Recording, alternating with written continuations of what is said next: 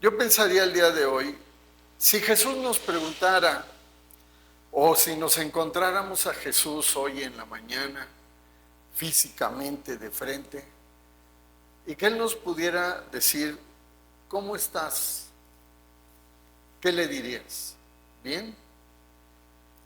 O podríamos abrir nuestro corazón a Dios y decirle de una manera real, de una manera clara, de una manera auténtica, ¿cómo estamos? ¿Qué le contestaríamos tú y yo a Jesús? Cuando Él nos pregunte, ¿cómo estás? Y yo te quiero decir que hay ocasiones en que verdaderamente estamos quizás pasando un momento complicado, un momento difícil. Jesús mismo lo pasó. Jesús mismo pasó momentos complicados y difíciles, tan complicados que dice que en una ocasión Jesús sudaba y que cuando sudaba su sudor eran como gotas de sangre. No nos especifica la Escritura si eran gotas de sangre, pero dice que cuando Jesús estaba sudando se le veían como gotas, parecían gotas como de sangre. Eran gotas que de él salían, eran gotas que de él emanaban, y que esas gotas que de él emanaban eran... Entonces, cuando le decimos nosotros, si nos acercáramos a Jesús y nos preguntara cómo estamos, yo creo que le tendríamos que contestar con la verdad y decirle qué necesidad tenemos, qué queremos hacer, cómo estamos. Yo creo que le podríamos exponer a nuestro Señor Jesús cuál es la principal necesidad que tenemos justo en ese momento. Cuando hablamos con nuestro Señor Jesús y Él nos preguntara, bueno, ¿cómo te encuentras hoy? Ahí tendríamos tú y yo que aprovechar para decirle a Dios realmente la necesidad que tenemos y lo que quisiéramos que Él hiciera por nosotros. ¿Qué te gustaría que Jesús hiciera por ti? ¿Qué te gustaría que Jesús pudiera resolver en tu vida? Hay discípulos que, como yo lo decía, la pasaron muy difícil. Jesús mismo, como lo explicaba hace un momento, Jesús pasó un momento tan difícil porque sabía que al otro día por la mañana lo iban a crucificar. Y dice también la Escritura que llegó un momento en que Jesús tenía necesidades. Tan necesidades tenía Jesús, al igual que tú y yo, que esas necesidades que Jesús tenía le llevaban a un momento en que cuando Jesús hablaba, cuando Jesús sentía esa necesidad tan grande, la manera en que Él se podía consolar era orando. Y en una ocasión la necesidad de Jesús era tan grande, pero tan grande en ese momento, que le dijo a los discípulos, acompáñenme a orar, oren junto conmigo. Y dice que Jesús se apartó un poquito a orar y que cuando regresó encontró a los discípulos que estaban durmiendo. Y cuando encontró a los discípulos que estaban durmiendo les dijo, ¿pero qué pasa? ¿No han podido orar conmigo ni tan solo una hora? Y todavía les dice, oren. Otra de las palabras favoritas de Jesús era, oren para que no entren en tentación. Y yo te quiero decir que cuando estamos sufriendo o cuando estamos expuestos a situaciones difíciles, complicadas, siempre va a haber alguna tentación. Pero cuando hay una tentación que nos esté rodeando, lo primero que tenemos que hacer tú y yo cuando hay una situación así es orar. La oración es un escudo que nos va a proteger. La oración es un escudo que va a estar alrededor nuestro. Cuando regresa Jesús por segunda vez y ve a los discípulos y les dice, ¿qué pasa? ¿No han podido orar conmigo? ¿No se dan cuenta de la aflicción que tengo? Y yo te quiero decir algo, cuando tú y yo estamos afligidos, podemos hacer como el día de hoy, exponer nuestra necesidad, decir, yo quiero que ores por esta necesidad, yo quiero que ores por este anhelo, por este deseo que tengo en mi corazón, como lo hicimos hoy, muy temprano. Y que pudieron interceder por nosotros, se pudo orar por la necesidad que tenemos. pero tenemos que buscar esos momentos y esos tiempos de oración. La oración es el arma más poderosa que tenemos de parte de Dios. La oración es un arma muy, pero muy poderosa que tenemos que aprovechar. Eso sí lo tenemos que hacer. Aprovechemos la oración, aprovechemos el orar como un arma espiritual gigante, como un arma espiritual enorme. Esa es la estrategia más grande que tenía Jesús. Cuando regresa por tercera vez y ve a los discípulos dormidos, ¿qué fue lo que hizo Jesucristo? Se acerca, lo oyen y les dice: ¡ay, Señor Jesús, estás aquí! Y les dice: ya no es necesario que oren. Los que vienen a aprenderme están aquí junto ya. ¿Te has puesto a pensar que los discípulos, cuando Jesús les dijo oren, hayan orado de manera oportuna? Padre Celestial, protege a Jesús, no permites que le pase nada, quítale esa aflicción, quítale esa angustia. Los soldados no hubieran llegado. El Padre Celestial quizá hubiera tenido oportunidad de enviar ángeles alrededor de Jesús. Pero algo que debemos de comprender también es que toda profecía en la Biblia se va a cumplir. Todas las profecías en la Biblia se van a cumplir. Y yo cuando estaba haciendo esta reflexión al estudiar la palabra, yo dije, bueno, los discípulos orando hubieran clamado a Dios y le hubieran dicho: Padre Celestial, envía tus ángeles, protege a Jesús. Pero aún en medio de esa situación, pero aún en medio de esa adversidad, en medio de esa situación crítica, quiero decirte algo: ni Jesús mismo se hubiera librado en ese momento. Y no se hubiera librado Jesús porque Él era una profecía que se tenía que cumplir, que derramara hasta la última gota de su sangre para salvación tuya y mía. Pero nada más hay una oportunidad, porque nada más hay un Señor Jesús y una sola sangre derramada. Y tú y yo no podemos seguir viviendo igual, ni siquiera con las personas que nos rodean, por consideración. Hay ocasiones que decimos: es que, pues para no quedar mal, para que no se sientan incómodos, yo voy a seguir tolerándolos, yo voy a seguir soportándolos. No podemos ya hacerlo. Los tiempos en que Jesús venga por su iglesia están por cumplirse. Yo no les puedo decir con certeza qué día, ni cuándo, ni cuántos años, pero las señales que vemos son muchas. Pero también, así como hay muchas señales, Dios nos ha dado a ti y a mí un espíritu de poder, un espíritu de autoridad, un espíritu de denuedo, un espíritu de poder, de amor, de dominio propio. Dios nos lo ha dado. Pero ¿sabes qué? Ya no apapachemos a los que están al lado de nosotros, sino hablemosle con la verdad a esos hermanos, a esas hermanas, a esa familia que tanto amamos. Tenemos que rescatarla para el Señor. No pueden seguir viviendo igual. No pueden, porque el tiempo que se pierdan está tan cerca que entonces se va a cumplir lo que decía el profeta cuando decía: busquen a Dios mientras pueda ser hallado.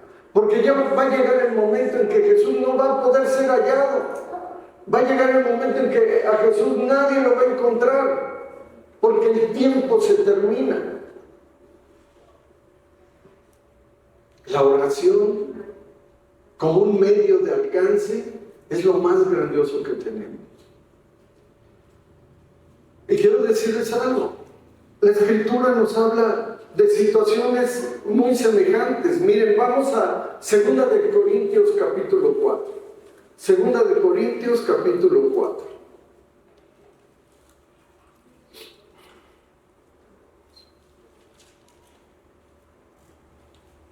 versículo 7. Segunda de Corintios, capítulo 4, versículo 7. Ve lo que ahí dice.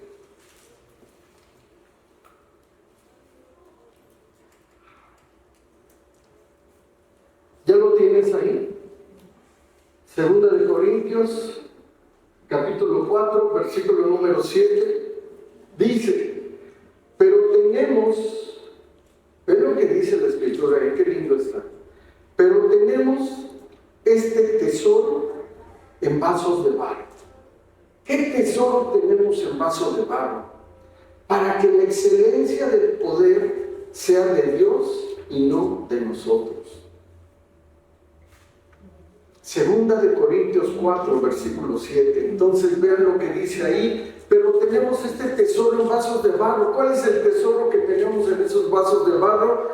La excelencia del poder de Dios y no de nosotros. Hay ocasiones en que tú y yo arruinamos la vida de nosotros y de la gente que amamos por el exceso de cuidado. Nos sentimos nosotros superiores al Espíritu Santo, nos sentimos nosotros superiores a Dios, y cuando los hijos se enfrentan a una situación conflictiva, una situación difícil, ¿qué pasa? Nos ponemos la capa de superpapá o de supermamá y no los queremos ni soltar. No los queremos soltar, queremos estar ahí todos juntos, todos reunidos, cuando no debe de ser así.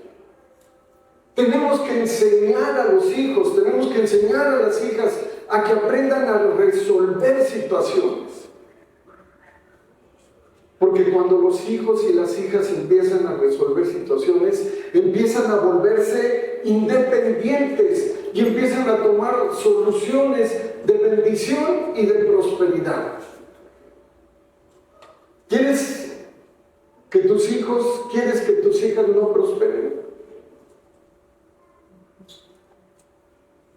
Si no quieres que prosperen,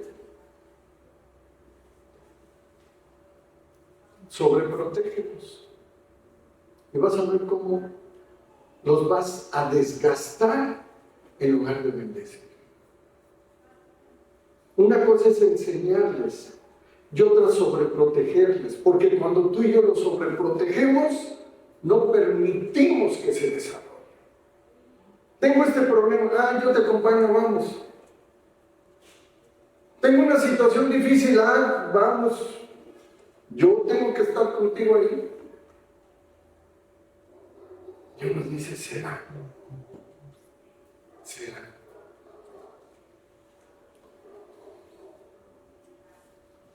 Por donde vivía antes, me daba mucha risa de una señora que yo vivía en una privada, en una cerrada, y salía la señora del fondo con su hijo por ahí un poquito antes de las 7 de la mañana. Y la señora iba cargando una mochila y su hijo un poquito más alto que ella para la preparatoria. Lo llevaba a la preparatoria y la señora iba cargando la mochila y llegaban a una calle que se llama Avenida Tláhuac. Y la señora estaba junto con el muchacho esperando a que pasara. Pasaba un trolebús ahí, no sé si te lo pasa, pero había pasado un trolebús. Y entonces pasaba el trolebús, ya la señora le ponía la mochilita ahí al muchacho y la señora ya se regresaba a su casa. Y yo, bueno, y un día hay un colegio de bachilleres por ahí. Y pues yo veía varios clientes en el trabajo que tenían, y en una ocasión veo a un muchacho. De un lado llevaba su mochila, y del otro lado la mochila de la novia. Y ahí iba cargando, y yo decía, a ver, y la señora en la mañana, cargándole la mochila, y puede venir con dos. Debería de haber traído a su mamá para que cargara las dos mochilas, no aquí a la escuela. ¿Qué es lo que tenemos que darnos cuenta? Que la sobreprotección hace daño. ¿Tú sabías que el sobreproteger a los hijos o a las hijas es cortarle las alas, que sobreproteger a los hijos y a las hijas es como limitarlos al crecimiento, a que no aprendan a tomar decisiones, a que no aprendan a ser independientes, a que no aprendan a tomar una iniciativa de éxito.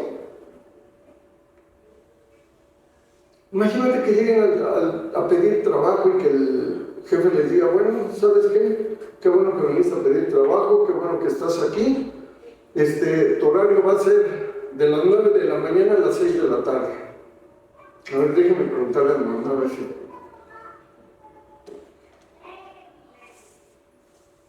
No es que mi mamá dice que nada más hasta las 4.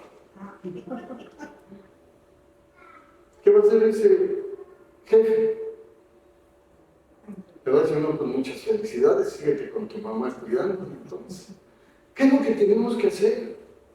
Ayudarlos, guiarlos, pero que aprendan a resolver y a tomar decisiones. Entonces, decir, qué crueldad. Te digo una cosa, no, yo no soy cruel.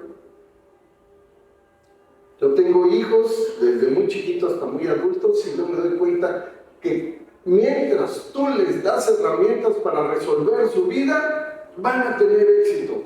Y Dios nos ha dado unas herramientas valiosísimas para resolver. Y dejemos, como padres, volvernos el Espíritu Santo, el asesor del Espíritu Santo. Dejemos que el Espíritu Santo haga su parte, dejemos que Jesucristo haga su parte, dejemos que el Dios Padre haga su parte y que los hijos, las hijas, los nietos aprendan a depender directamente de Dios. Y no de uno. Y a mí me ha tocado a lo largo del tiempo me ha tocado. Por las responsabilidades que Dios me ha dado en los negocios, hay ocasiones que viene gente a decir, doctor, por favor, necesito un permiso. Chico, no, dígame, ¿qué pasó? Es que tengo que llevar a mi hija al médico. Y yo digo, no, bueno, si su hijita está enferma, sí, dice mi hija, está enfermita y amaneció con mucho dolor de estómago y la voy a llevar al doctor. Ah, bueno, ¿cómo no? Claro que sí. ¿Y a qué pediatra la va a llevar? No, es que tiene 25 años. Dice, ay, Dios, mándela al cine de la esquina. Bueno, no es para tanto, ¿no? Pero, ¿será?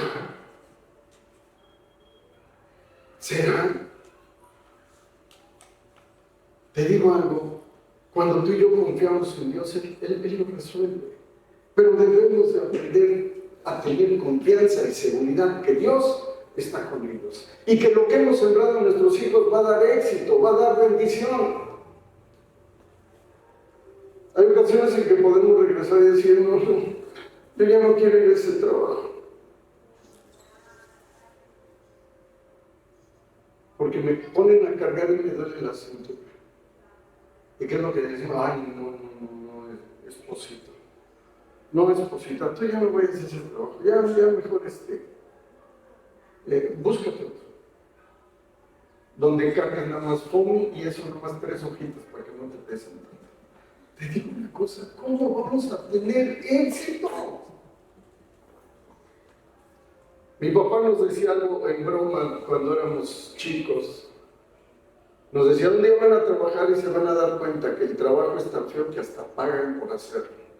Yo decía, no, al contrario. Y cuando creces te das cuenta que el trabajo es una bendición y que la paga es la recompensa a los dones que Dios nos ha dado. Y que la tenacidad, la constancia es la que va a traer éxito. Miren, estamos en 2 Corintios 4:7, que dice, pero tenemos este tesoro en vasos de barro para que la excelencia del poder sea de Dios y no de nosotros. Que estamos atribulados, ¿en qué? ¿Tú cómo estás? Si te preguntara Jesús, ¿cómo te encuentras hoy? Pues atribulado, Señor Jesús. Ando atribulado, o sea, honestamente ando atribulado. ¿Y qué nos diría él? Pero no angustiado, porque yo estoy contigo. Pero no angustiado, porque estoy contigo. Señor, es que ando en apuros. Eso me da mucha risa de que la gente hace algunos años, ¿y cómo andas? Ay, pues bien apurado, bien apurada, decían las señoras, y ahí andaban con el rebozo y la canasta yendo al mercado, ¿no? Pero decían, ¿cómo estás? En apuros, tengo un apuro, sácame de un apuro. ¿Estás en apuros? Pero no desesperado. Aquí dice, mas no desesperado, porque yo estoy contigo, dice el Señor. Yo estoy contigo, dice el Señor. Y luego dice aquí, ¿y cómo has estado? Pues perseguido, siento persecución, siento que hay gente mala alrededor nuestro. Siento que hasta los espíritus se aparecen en el patio de mi casa. Ay, mira, nada. Tan importante que te van a visitar los demonios ya de manera presencial. Pero ¿qué dice aquí? Perseguidos, mas no desamparados. A lo mejor hay persecución. Puede haber persecución en el trabajo, en la escuela, aún en el ámbito familiar. Pero ¿sabes qué? Pero no estamos desamparados, porque Dios nos dice, yo estoy contigo, dice el Señor. Luego aquí nos dice, derribados. ¿Cómo te encuentras? No, pues ahora sí estoy caído, ahora sí me tiraron, ahora sí ando en el piso. Pero no destruido, porque el Señor está contigo. El Señor está contigo. El Señor nunca nos va a dejar, nunca nos va a desamparar. Nunca va a permitir que entremos en desesperación, en ansiedad, en angustia o en depresión. No lo va a permitir. Versículo 10 dice aquí, llevando en el cuerpo siempre por todas partes la muerte de Jesús. ¿Y para qué anunciamos la muerte? ¿Te acuerdas que así lo dice la Escritura? Para que también la vida de Jesús se manifieste en nuestros cuerpos. Hemos muerto al pecado, hemos muerto a la antigua manera de vivir, pero ¿para qué? Para que se vivifique Dios, para que se vivifique Cristo dentro de nuestra vida. Para eso estamos. Versículo 11.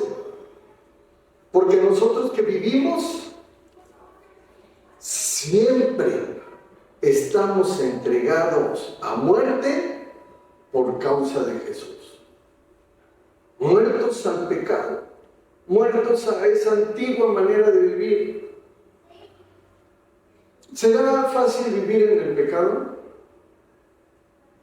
¿Será fácil vivir el pecado?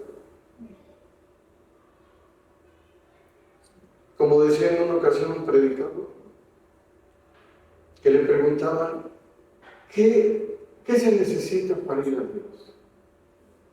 Y les decía, bueno, pues tienes que orar, tienes que leer tu Biblia, tienes que cambiar algunas situaciones irregulares de tu vida, pero Dios te va a ir diciendo qué es lo que vas a tener que ir cambiando día con día hasta que tengas ese éxito de llegar a la estatura del varón perfecto que es Jesucristo.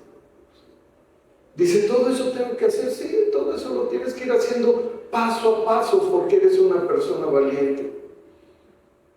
Y le preguntaban, ¿y para ir al infierno qué se necesita? Y pues nada, síguele así como vas y derechito, vas para allá. O sea, no se necesita nada. Por eso es que la Escritura dice que el reino de los cielos sufre violencia y los valientes lo arrebatan. Y se necesita tener mucha valentía y mucha determinación para entrar al reino de los cielos. No cualquiera entra. Si cualquiera entrara, las congregaciones serían insuficientes para toda la gente. Pero se necesita valentía para cambiar la manera de vivir. Se necesita valentía. Valentía se necesita. Dice, estamos aquí en el versículo 12. De manera que la muerte actúa en nosotros y en ustedes la vida. De manera que la muerte actúa en nosotros y en ustedes la vida a través del Espíritu Santo de Dios. La muerte a la antigua manera de vivir. Dice aquí, pero teniendo el mismo espíritu de fe, conforme a lo que está escrito, creí, por lo cual hablé. Y sabes que tú y yo hemos creído. Tú y yo hemos creído, por lo cual hablamos. Nosotros también creemos, que por lo cual también hablamos, sabiendo que el que resucitó al Señor Jesús, fíjate nada más, sabiendo que el que resucitó al Señor Jesús, a nosotros también nos resucitará con Jesús. Y nos presentará juntamente con ustedes. Ve nada más. Muchas ocasiones y siempre pensamos, no es que Pedro es el que nos va a recibir cuando lleguemos al cielo, no es que Pedro es el que va a abrir la puerta esa de gran perla y nos va a decir, pásale. No, ¿qué dice ahí? Que Jesús nos va a tomar de la mano y va a llevarnos y nos va a presentar delante del Padre Celestial. Imagínate que cuando lleguemos a la presencia de Dios, Jesús nos diga, vente, acompáñanos, te voy a presentar ahora al Padre. ¿Te imaginas? ¡Qué privilegio! Y entonces decir, entonces voy a esperar hasta que muera, entonces voy a esperar hasta que vaya al cielo. Quiero decirte algo más importante todavía. Jesucristo te quiere presentar al Padre aún desde aquí en la tierra. En el momento que tú mueres al pecado y empiezas a tener una nueva dimensión de vida, Dios te quiere presentar al Padre Celestial. Y lo más grandioso que hay, no tan solo quiere presentarte a ti, sino la palabra dice que si uno de la casa es salvo, todos los demás lo van a hacer. Entonces, ¿qué es lo que tenemos que poner en práctica? La oración. Rompamos con toda maldición en nuestra familia, en nuestros hijos, en nuestras hijas, y que tengan una comunión con Dios. Que todo aquello que ha bloqueado su entendimiento, porque la palabra dice eso, que hay demonios que bloquean en el entendimiento, que se les quite y que empiecen a buscar a Jesús como una fresca y nueva dimensión de vida. Vamos a orar. Padre y Dios hermoso, te damos gracias, Señor Jesús, porque hoy podemos declarar que tenemos poder, autoridad y denuedo para declarar que tu palabra, Señor, es viva y eficaz en nuestro vivir. No permitas, Padre, que ningún ataque del maligno prospere en contra nuestra. No permitas, Señor Jesús, que haya alguna situación que nos pueda causar dolor, tristeza o ansiedad. No lo permitas, Padre hermoso, sino que podamos caminar hasta la estatura de ese varón perfecto que es tu Hijo Jesucristo. Que podamos sentirnos con esa plenitud, con esa llenura, con ese gozo que solamente viene de parte de ti.